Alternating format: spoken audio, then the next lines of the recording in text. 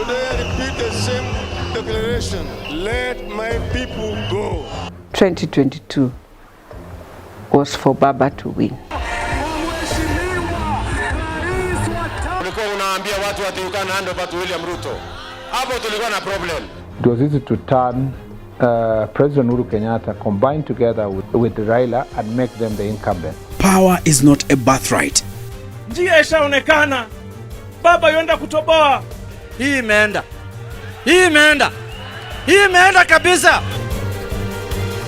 He had to carry the burden of Uhuru Kenyatta's ills. Na sisi kwa kanuni moja. It is earned after a fight and sacrifice. He asked me, kichwa yako ni mzuri? You block the president? I told him, yes sir. Unblock him. I told him, Your Excellency, since I told him I have blocked him, I will not unblock him. In Kenya, political savagery and strategy often wins these battles. If you are strong and clever enough to seize it, this kingdom called Kenya will be yours.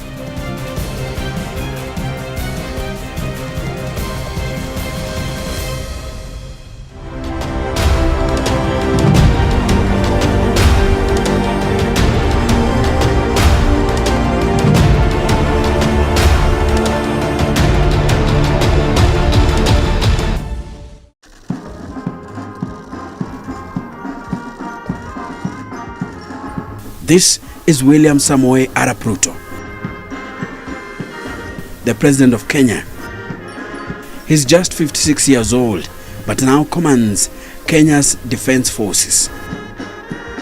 He says he wants to become a legitimate modern leader. I believe in engagement. I believe in working with people. That's why I'm taking time to explain myself, you know. I don't think there is any other president who has explained himself the way I do, because I want to persuade the people of Kenya. I don't want to impose things on people. I want them to understand.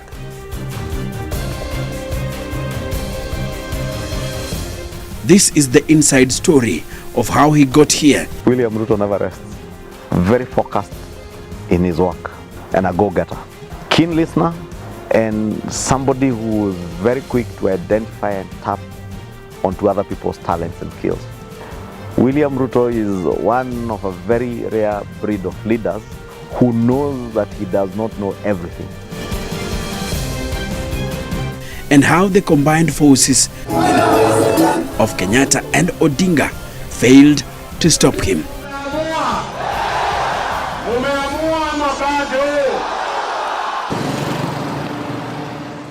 I think William Ruto demystified deep state and its usefulness in political contests.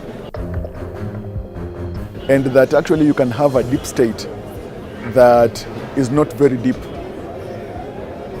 And that is the tragedy of Raila Odinga. From his soldiers and his rivals,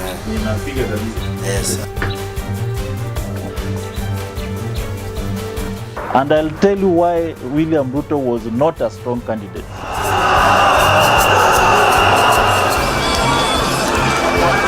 The maddening campaign. Nikuzimia ama ni Kenya kwanza? Nikuzimia ama ni UDA? Harambee! To the house on the hill. I, William Samoei Ruto, I assume as President of Kenya, of the Republic of Kenya, do swear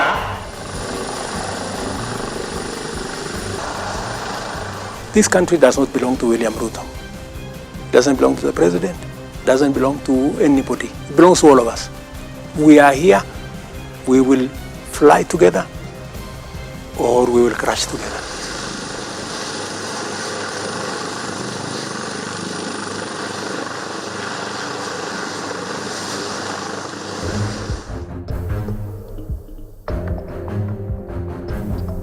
By the time Kenyans were going to the ballot in 2022, 4 men had ruled over Kenya since it gained independence in 1963. A beautiful landscape far east of the African continent.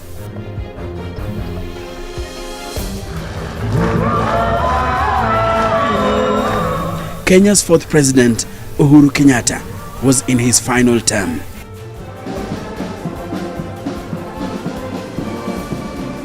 The court was over his various faculties as faculty of the legislative administration. The first three were men at the center of Kenya's post-independence government, while Uhuru Kenyatta was the scion of the country's first president, Jomo Kenyatta.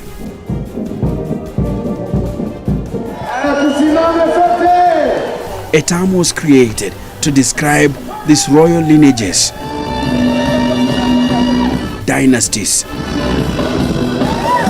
and they were united in support of Raila Odinga, Kenya's former prime minister, who happens to be the son of Jaramogi Oginga Odinga, Kenya's first vice president.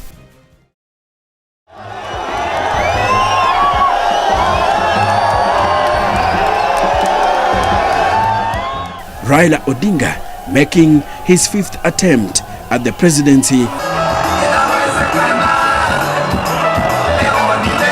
was endorsed by Uhuru Kenyatta.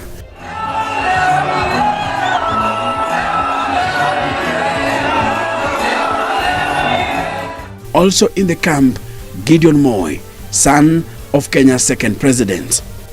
Tarehe 10 asubuhi mwezi wa 8, wakati tunakumbusha kwamba jogoo wa shamba hawezi kuwika mjini.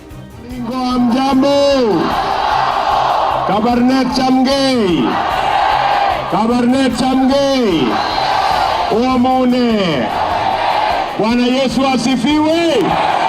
But as the African nation searched for the fifth president, the so-called dynasties were facing the greatest threat ever to their rule. Shame on you. You will not succeed. A rebel group from the president's Jubilee Party had risen from the shadows. Watu watembee wasitembee. Wakanyage kubwa kubwa wasikanyage kubwa kubwa. Led by Kenyatta's deputy William Ruto, their political commander.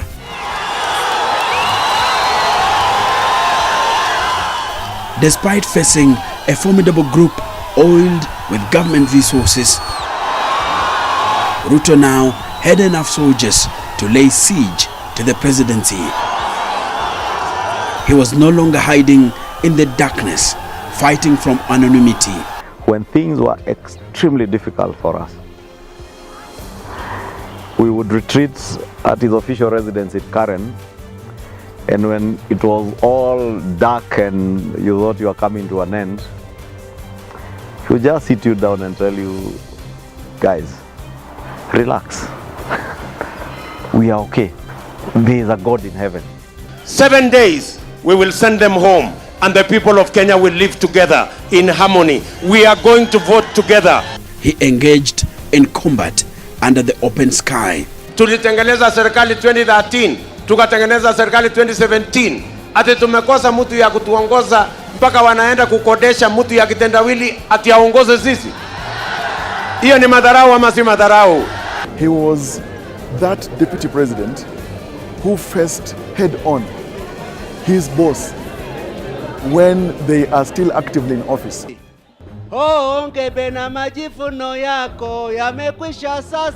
The dynasty's camp had nothing to fear. Ulipotoka shamba kuingia mjini, mimi nimekuona, huwezi kunitisha. At least that is how it looked. Kujikoa mikoko na kudharau wezio, wewe umeonyeshwa adabu na heshima. After all, they had everything needed to hold on to power. Mimi nataka niwahakikishie tarehe 9 mwezi wa 8 saa 5 usiku, rais wa 5 atakuwa Raila Amolo. They didn't just have the support of the reigning president. Government ministers, including Dr. Fred Matiang'i, the powerful minister for Interior, were at their beck and call. Watu ya Kericho, wacha niwaambie nyinyi ukweli. Tumetembea katika nchi yote. Tumeenda huko Pwani, tumeenda huko Western, tumeenda huko Nyanza, tumeenda huko Northeastern, tumeenda Ukambani. Hii uchaguzi ya 2022 hii ya mwezi ujao, hii imeenda. Hii imeenda. Hii imeenda kabisa. Hii imeenda. Hii imeenda. Hii imeenda. Sometimes it is good to look at our history and appreciate that history. And indeed, 2022 was for Baba to win. There was a motivation of what can we do? How much can we do to bring down a president and a former prime minister? You know, there was some, there's a Goliath. You know, if you fail this Goliath, it's a big, huge thing. So there was a good time. I mean, new politicians were doing experiments. Some of us who had never played a critical role in successions before were telling ourselves, this Kenyatta 2 succession, we must be at the center of it. We want to know what can be able to do. My friend, Bwana Rais, yani umetupima. Sisi watu milioni 10 tumesimama na wewe. But it seems William Ruto had envisaged these scenarios long before they came and had countermeasures for almost each one of them. Ngoja.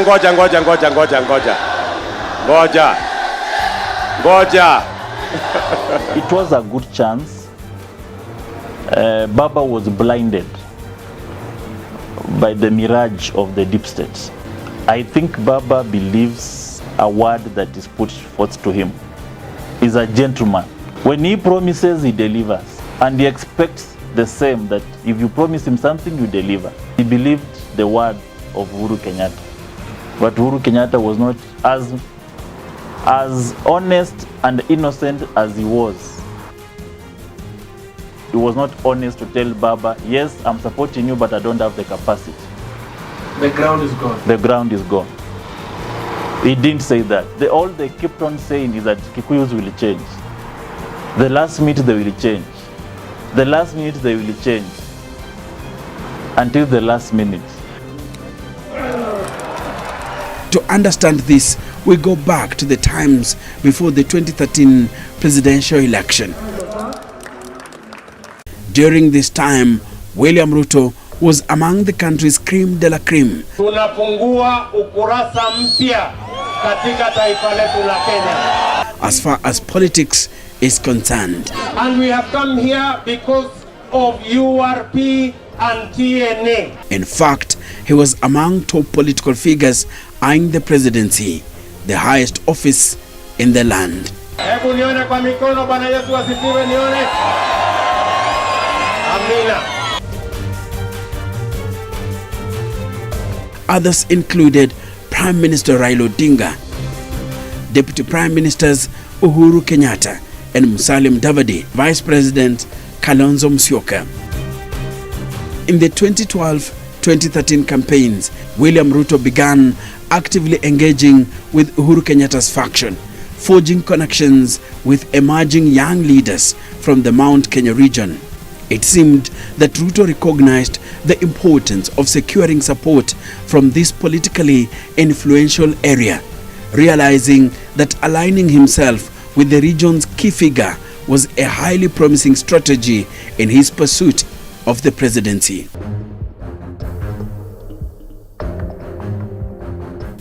In the realm of politics, Raila Odinga emerged as a prominent figure, poised to succeed Mwai Kibaki as the next president.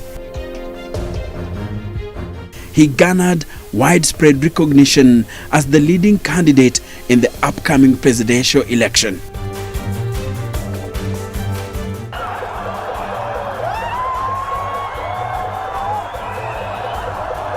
Nevertheless, coalitions had garnered substantial significance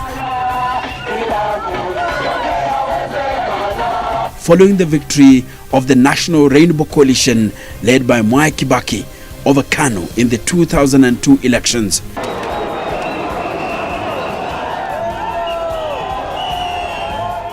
Ruto acknowledged that he was akin to a young lion who had not yet found his full roar. Tumekuja Nakuru katikati ya Kenya. Ni kweli ama si kweli? Na tumekuja Nakuru hapa kutangaza wa Kenya kuanza safari ya kutembea pamoja. As the election approached, and that is why we are saying he forged an alliance with Uhuru Kenyatta. Unajua kuunda serikali haihitaji uganga na haihitaji miujiza. Ni wananchi wa Kenya na Mwenyezi Mungu. An unforeseen partnership between two individuals who were both facing charges of crimes against humanity at the International Criminal Court in The Hague. Kwa mapenzi ya Mungu, kwa rais nne wa Jamhuri ya Kenya. Some later referred to this union as a tactical alliance that emerged out of convenience. And they believed, or they indicated, that the reason they were answering questions at The Hague is because some people had organized. There was some racket, international racket, together with some domestic players, to have them spend a lot of time at The Hague and not in Kenya. And that would then remove them from the political equation. And since the both were supposed to be removed from the political equation, they had something in common in coming together. Acknowledging the daunting task and probably fruitless task of hunting alone as a young lion,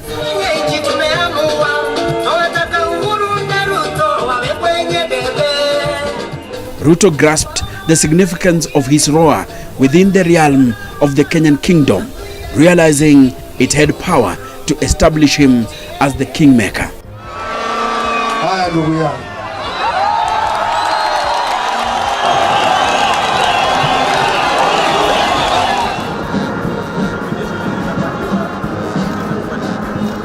In a 50-50 arrangement with Kenyatta, he skillfully negotiated for a prominent position.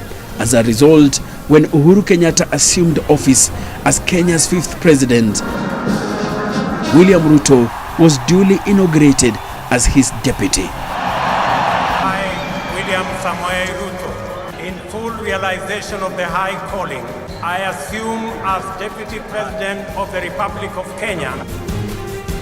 The two had trounced a formidable coalition of Raila Odinga of ODM, his running mate Kalonzo Musyoka of Wiper, and Moses Wetangula of Ford Kenya. The Supreme Court case was ongoing in the Supreme Court, and we had our first retreat at the Great Rift Lodge in Naivasha. And on the first night, I had the opportunity to pass by a lounge where the President and then Deputy President-elect were seated.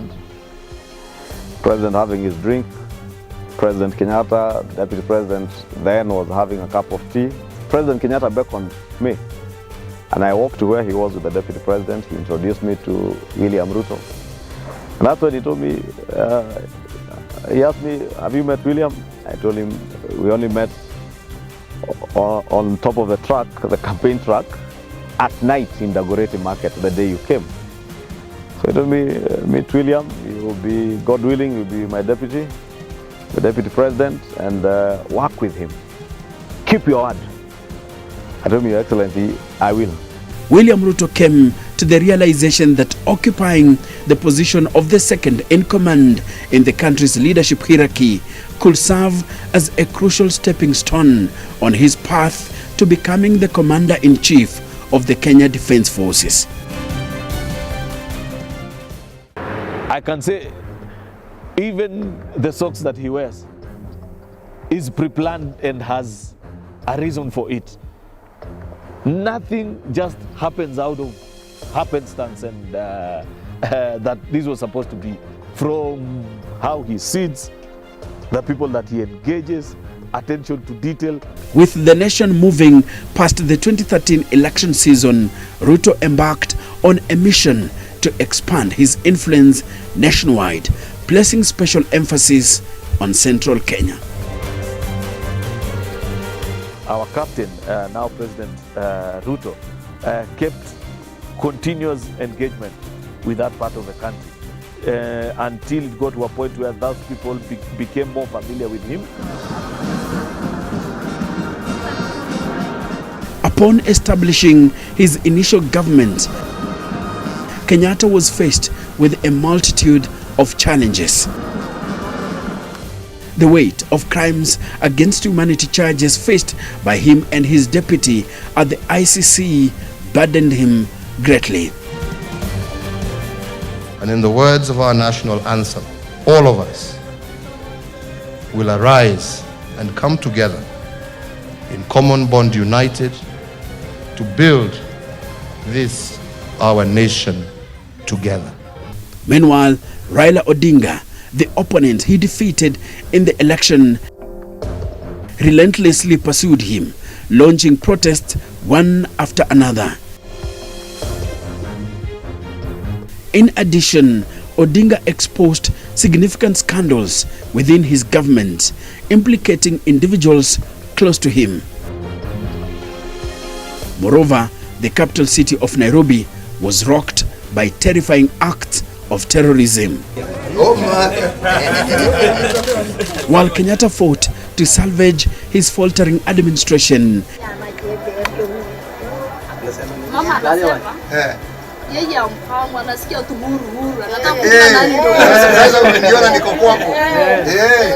it seemed that Ruto was diligently constructing a formidable political apparatus by strategically appointing supporters to vital government institutions crucial for electoral success.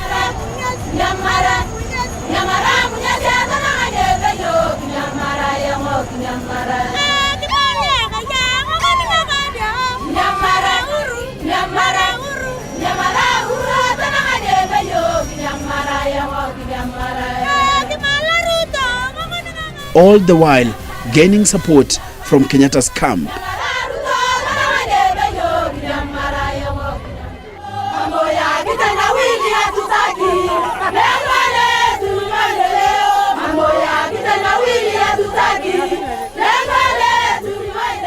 Ruto was acutely aware that securing victory in the Kenyan election hinged upon acquiring essential resources such as finances and a dedicated network of individuals. Wapi nduru ya gavana wetu? Mimi najua itakuwa ni 70% plus 1 Uhuru Kenyatta. At this juncture, Kenyatta became acutely aware that his deputy held more influence within his government than he did. As you said, kujipanga. When he's then kujipanga, he does a few things that will help him kujipanga. And across, he rubbed some people the wrong way. The president found himself unable to exert the same level of control over his political domain as he had back in 2013. Frustration gripped him. So it was always internal. And so the people who were fairly in the know, and particularly our friends who had gone to campaign for KANU during the Kericho by-election, began to collect information. People like Oscar Sudi, who was then at that point campaigning for KANU, became privy to so much information that by the time the campaign ended, he told us that he was surprised the extent and the depth of the dislike by President Uhuru Kenyatta on his debut.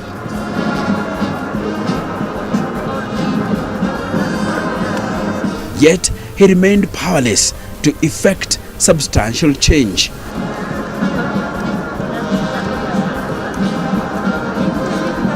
A lady who was then an advisor in the office of president, political advisor in the office of president, called me, together with two senior officials from the National Intelligence Service.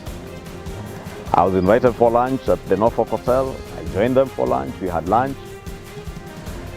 And the lady opened the meeting by telling me you are doing very well. You, as an MP, first-time MP, you are also doing well in your media engagement, with engaging with the public, the media, and defending the government. There's only one small problem. And that's which problem? Actually, the only one problem we find is that you tend to spend too much time with the deputy president and not the president. And I told her, my friend, I don't spend too much time with the deputy president. I just do what the president asked me to do. He told me to work with William Ruto, his deputy, and that's all I have been doing. Uhuru was staring at the lion that he fed, the lion that he has caged for a long time, and he was going to face the same lion. That is a mistake Uhuru did.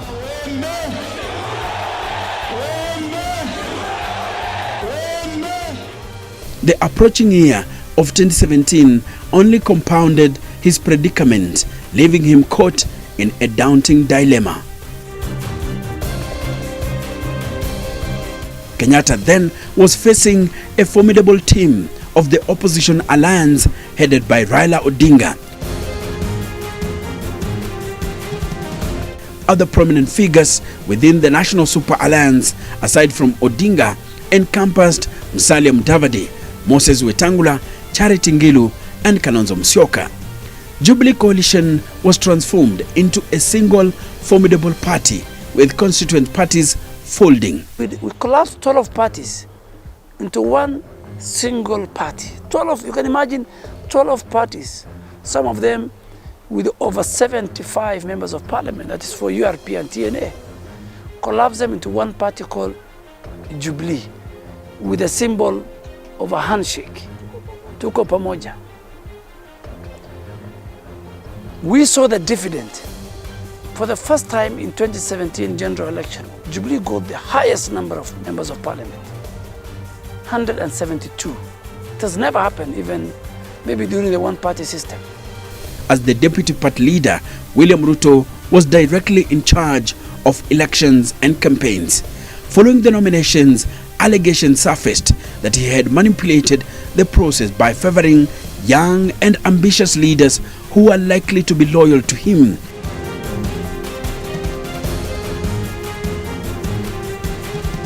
The likes of Ndindi Nyoro, thereby sidelining Kenyatta's influential allies in central Kenya. By the conclusion of the electioneering period, Ruto had effectively gained a stronghold on the matters concerning Mount Kenya, or as they commonly refer to it, Mlima. Uhuru was declared as president by the chairman of IEBC, Wafula Chebukati. Now, fast forward. Elections is over. The Supreme Court is seized of the matter.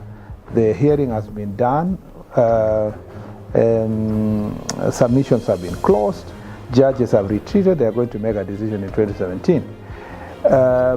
Prior to that, we have a PG meeting. I think the president talked so badly about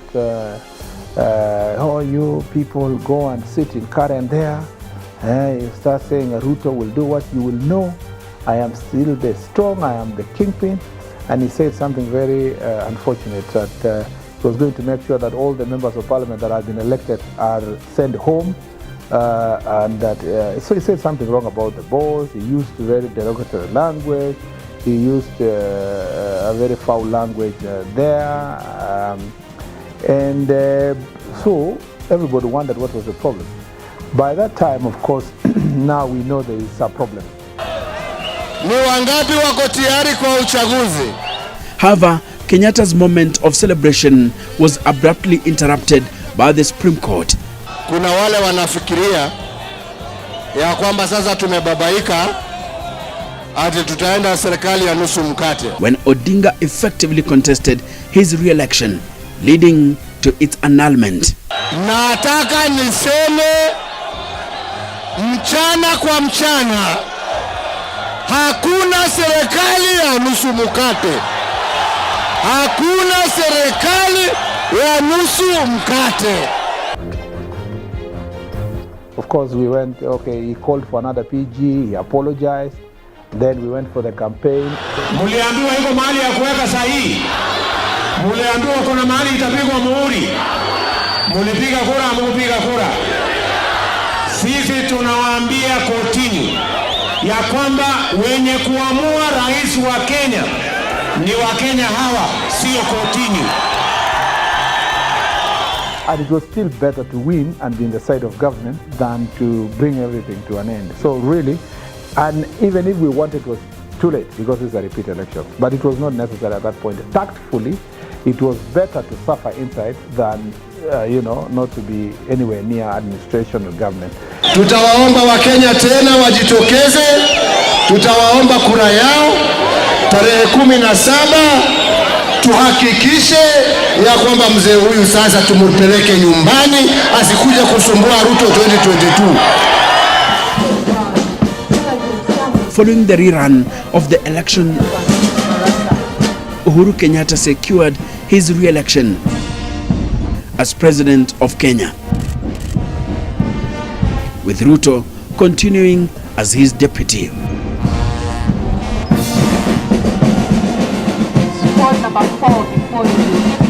However, Raila Odinga, the leader of the opposition, chose not to take part in the repeat poll and instead launched an enthusiastic campaign against the government. On January 30th, 2018, he informally took oath as the people's president, a position that does not exist in the Kenyan constitution.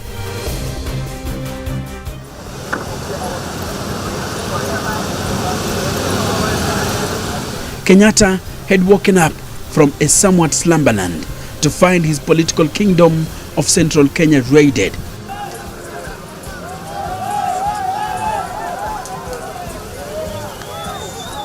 This left him wounded. His central Kenya allies had lost elections.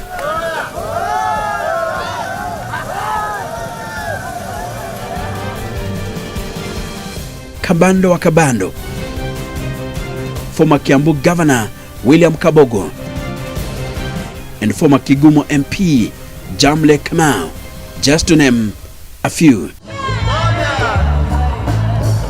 But reigning kings do not surrender lightly, and Uhuru Kenyatta was not going to be the first one. He's handling a very tricky situation. Brudi Nabwera served as Kenyan ambassador to the United States and minister during the Jomo Kenyatta and Daniel Moi's reigns. He has got the misfortune of having been mismanaged. He understood so well what was coming next. No, it has never happened since Mzee Kenyatta was president and Moi took over and then Kibaki. It has not happened because in each case, none of them, except the dispute between Jaramogi and President Kenyatta, and it was fixed in a different way. Because at that time, the president could sack the vice president. But now under the newly amended constitution, the president cannot sack. The deputy president can only resign, or if the majority of parliament wanted to could move a vote of no confidence in him. So the president has to use the option, the only viable option that he has, to try and control his deputy. Perhaps a truce? Oh yes, but with who? Time to reveal the full force of Kenyatta's game plan and players. Slightly over a month after Odinga saw himself as the people's president, Odinga and President Kenyatta shook hands. A symbolic gesture marking the end of their bitter rivalry. The two choosing to work together for what they termed as the unity of Kenya. The deputy president was soon edged out of the government and remained as Kenyatta's principal assistant in law only. Hey! His official responsibilities as deputy president were transferred to Dr. Fred Matiang'i, a loyal cabinet minister, in an attempt to whittle down the office of the deputy president and clip Ruto's political wings. 26th February 2022, less than 6 months to the presidential contest, Ruto was kicked out of the ruling party, where he was the deputy party leader. The following day, on the 27th of February, I looked for his lieutenant, Aden Duale. There's nobody who knows William Ruto more than me, maybe his family. I have worked with him in ODM. He was a member of the Pentagon. He's the one who recruited some of us to ODM. I am a founder member with him in URP. I am a founder member with him in Jubilee. To understand the feeling in his camp. And we wanted, continuity, William Ruto to take over, William Ruto to deliver to the people of Kenya, and then William Ruto to give to another Jubilee party. But we realized that the whole thing was choreographed along the politics of betrayal.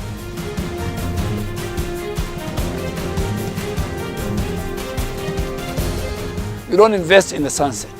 If you are a serious politician, you invest in the sunrise. That's why we have invested in the sunrise, in a new political outfit. We have picked the pieces. We have licked our wounds. We have retraced back our steps. We have learned from the politics of betrayal and deceit and conmanship of the Kenyan political infrastructure. Tunamalizana na mtu anafunga buga mpaka Bondo aende hapo muziki.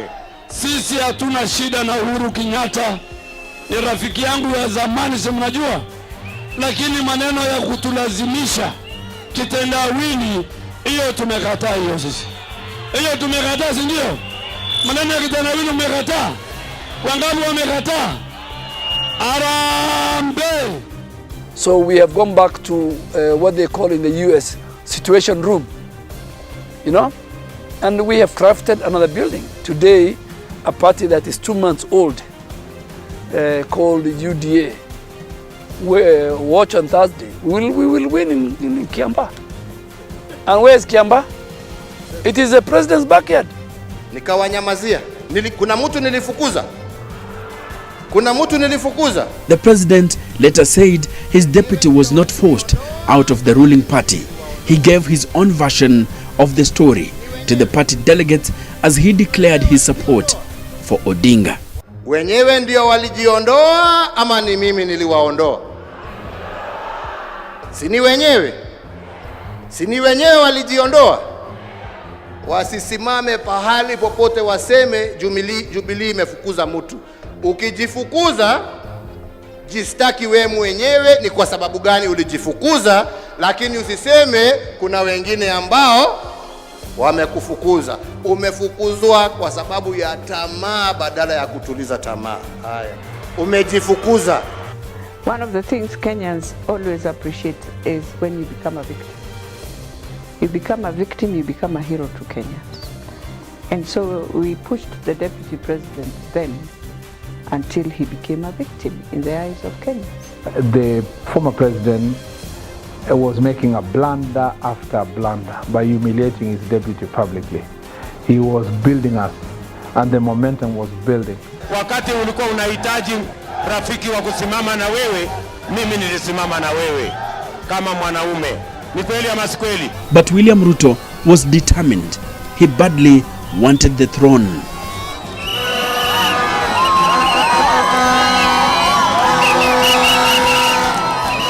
Ninamuomba tu rais kitu moja. My friend, tafadhali, hata kama hutaki kuniunga mkono, na kuomba tu kitu kimoja. Wewe simama kando, waachia mimi huyu mtu ya kitendawili. Nimutembeze aende nyumbani. Ruto's camp believed that the aim was to make him bow and resign. In fact, William Ruto is lucky because the 2010 constitution partly protected him. It gave him security of tenure. William Ruto could have been chased like a dog. William Ruto refused to resign from office, even when he was being pushed to resign and being chastised. And that helped him to have the platform. That platform, which is a very fine safety net provided by the Constitution of Kenya, that a president cannot fire his deputy, was a very fine safety net for William Ruto. And that platform, with the state leges that comes with the benefit of oath of office as deputy president, was a very crucial platform for him. And it showed that he wanted also to beat the odds of history, because no deputy president in the history of Kenya has ever risen to become president immediately after his boss exits office. You will recall during COVID, early 2020, at a time people were locked up in Nairobi.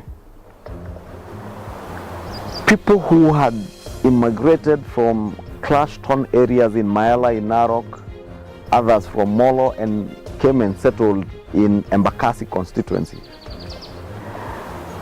You remember them being evicted in the wee hours of the night when it was very cold, the cold season like now.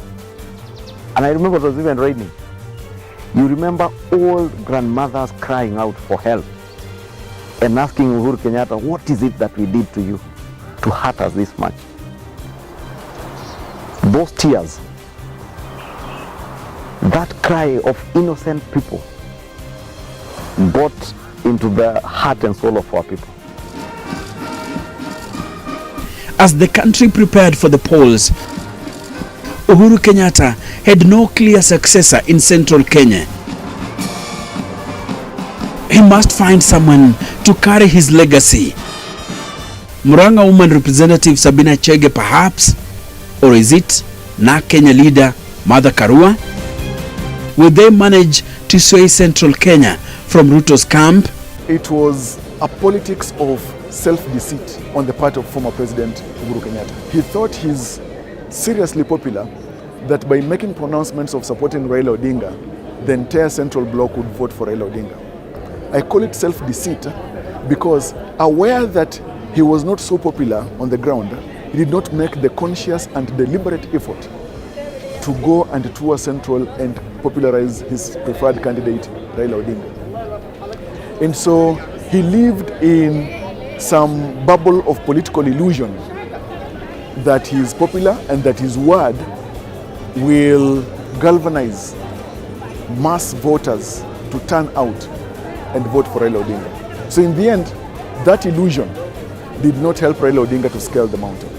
The deputy president had managed to shape Kikuyu MP Kimani Ichung'wa, Ndindi Nyoro of Kiharu, Madhira's Rigathi Gachagua, and Kirinyaga Governor Anne Waiguru into lethal political weapons. Muko na huyu hafla. Si huyu anajua kuna watu wanalala njaa. Si anaelewa kuna watu wanachamsha mboga. Si anaelewa bei ya maisha iko juu. But Kenyatta had the advantage of high position in paradise and was determined to use it to maximize.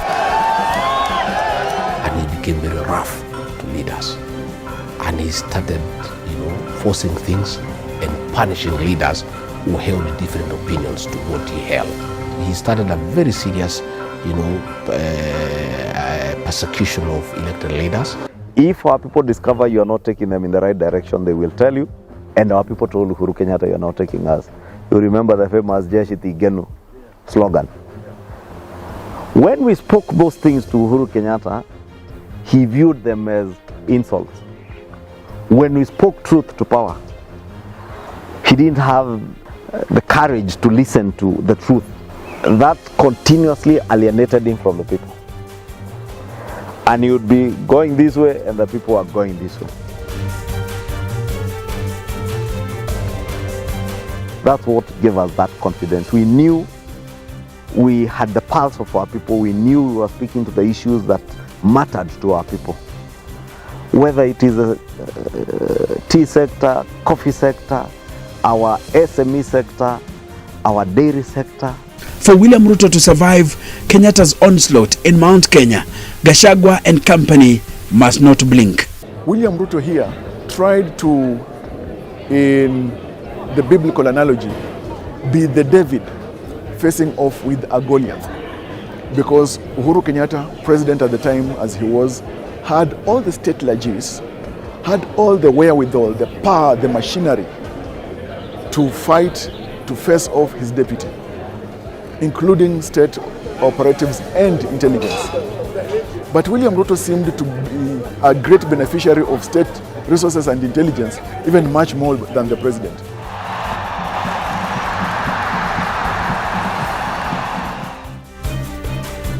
Uhuru Kenyatta was thumb testing, saying, I am the one who will decide, I am the one who will show you the direction. Our people are never shown the direction. Our people know what direction they want to take, what path they want to take. Give credit to the team that first of all the president put together, the team from that particular region. You must remember they stuck together as a team, and even when there was serious onslaught, when the then administration was raiding them one by one, sending influential people from their regions to come and talk to you, they'd have people come to your home and tell you, please desert this camp and publicly declare your support for the president, denounce this movement, and begin to sell the policies of the handshake administration and the rest. Over 70-80% actually stuck to their position and said, I am not going to be moved. And that gave us great impetus. Nobody should blackmail you. Nobody should intimidate you. Nobody should force you to run errands for any political party. You are servants of the people of Kenya. William Ruto simply had the money, the deep state, and the energy. You can't defeat such a candidate, even if it was caliber means. You won't defeat me. But they said the deep state was with Baba. The deep state was been taken by William Ruto long time ago. The deep state that was with handshake was a shell of a deep state. The real deep state had gone. And Uhuru was not honest enough to tell Baba that this thing is gone. On that steps of the Arambe house, when he was greeting Baba and making a handshake, he could have whispered something to Baba's ears that, by the way, just know I have no deep state. Kenyatta's Sagana 1, Sagana 2, and Sagana 3 meetings failed to whip leaders from Mount Kenya to support Odinga. Ruto's firm grip ensured he kept the region on his side. Uhuru Kenyatta was not very popular in Central, and therefore he did not bring the Central Bloc to the benefit of Raila Odinga as it had been hoped. Because if Uhuru Kenyatta was very popular in Central and helpful to Raila Odinga's campaign cause, he would have held Raila Odinga's hand and gone from county to county, sub-county to sub-county, and even if possible village to village or ward to ward in Central Kenya. The only thing that he attempted to do is to hold meetings at Sagana State Lodge.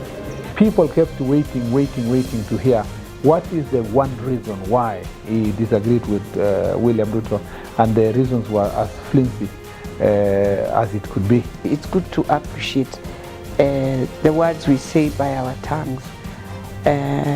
When you say something that, for example, in 2013, tumeshukuru Mungu, yangu ni 10 na yake itakuwa 10.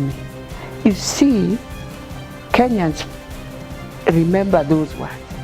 And so Central Province felt, we don't want to come and be told we never supported someone who supported us. Nyinyi kila mara ni wajasiri. Nataka msimame imara. After the handshake, and most importantly, after a secret arrangement with Uhuru Kenyatta, Odinga felt that this time round he had the weight needed to mount a successful challenge for the ultimate trophy, the presidency.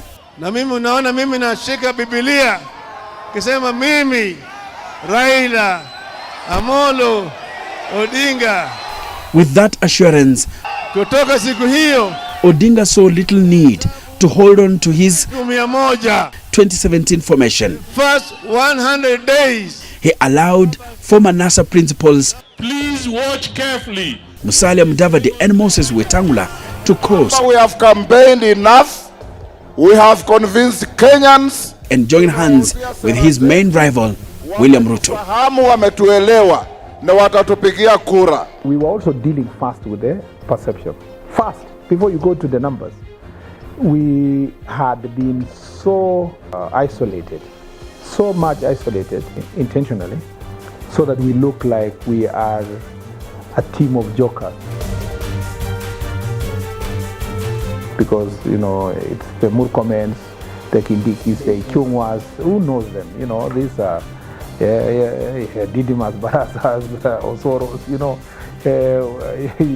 Linturis, Aisha Jumwa.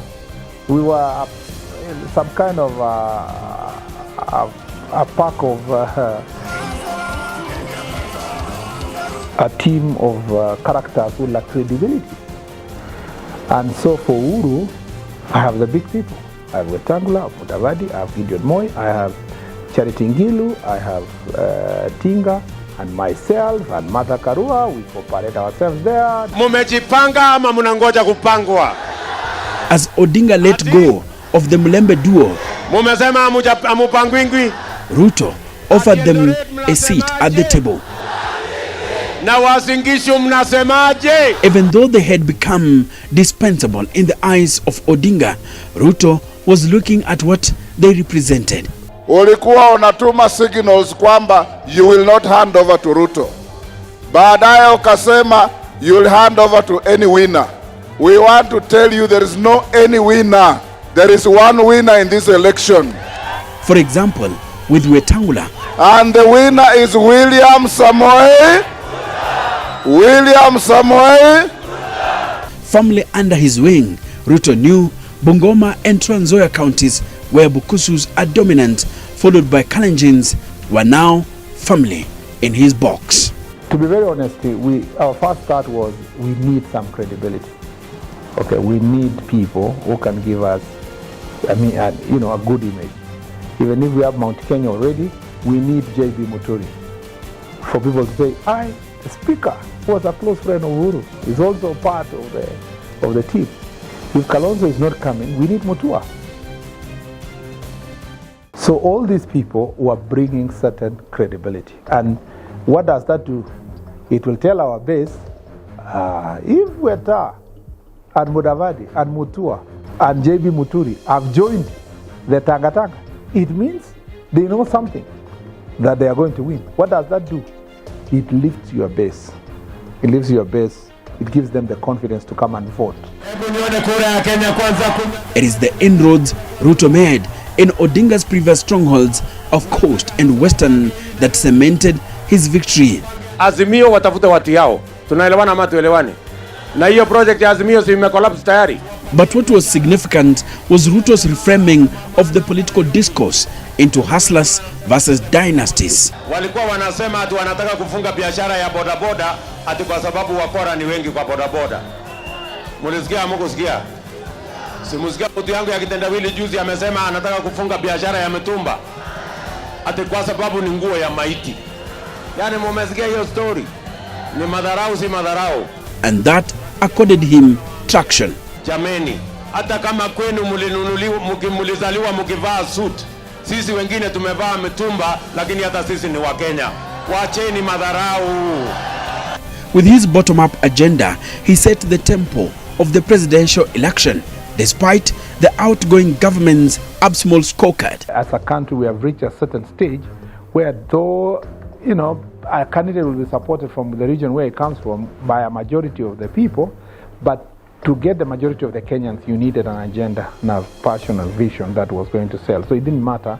For example, in these elections, President Uhuru Kenyatta and Martha Karua were from the same region and they were supporting Raila and they could not deliver.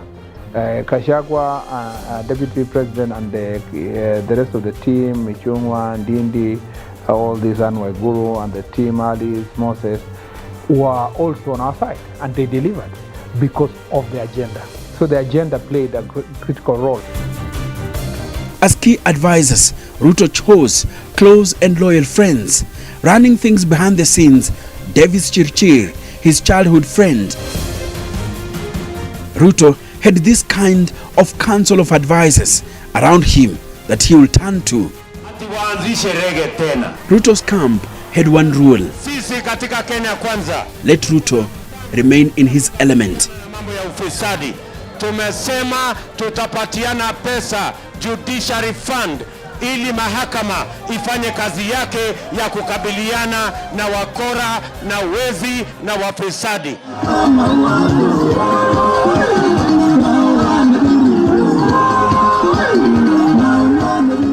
By backing Kenyatta, Odinga had publicly defined himself as the status quo candidate, an extension of Kenyatta's tenure, and therefore out to preserve the exclusive political and economic arrangement that dates to colonialism.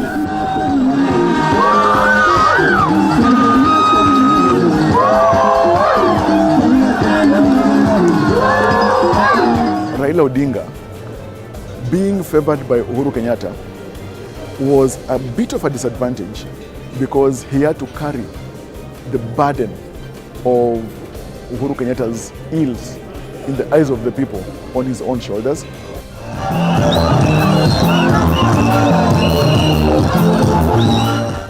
Odinga's will of turning around the people of Mount Kenya was far from broken.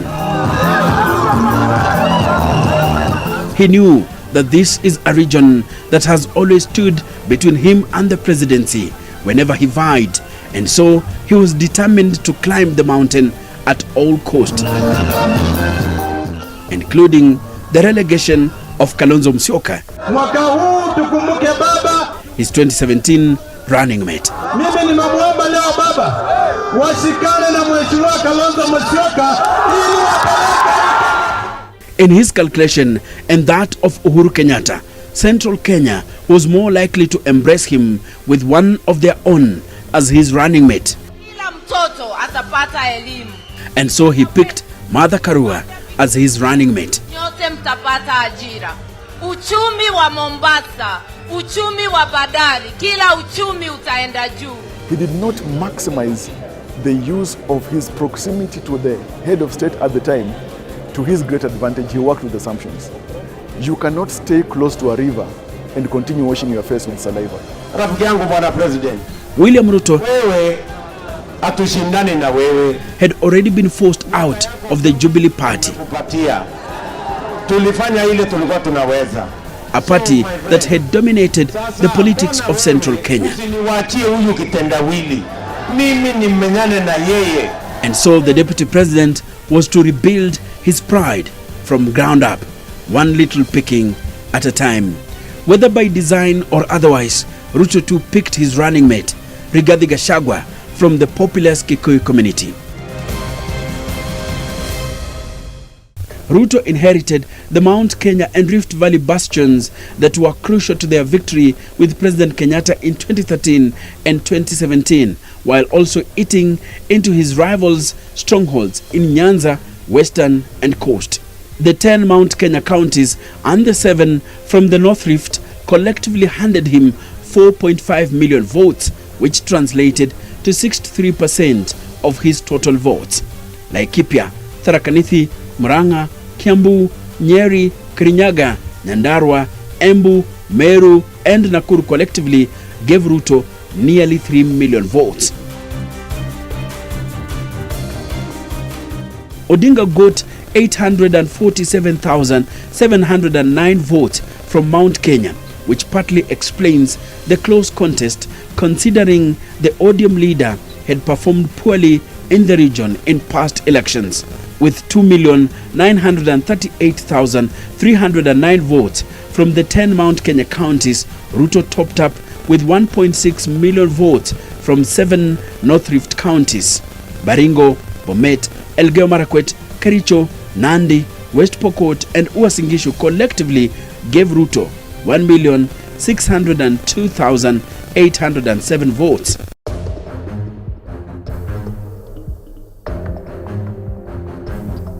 Taken together, these two regions contributed 4,541,116 votes to Ruto's national tally, according to an analysis of Form 34B posted on IEBC's public portal.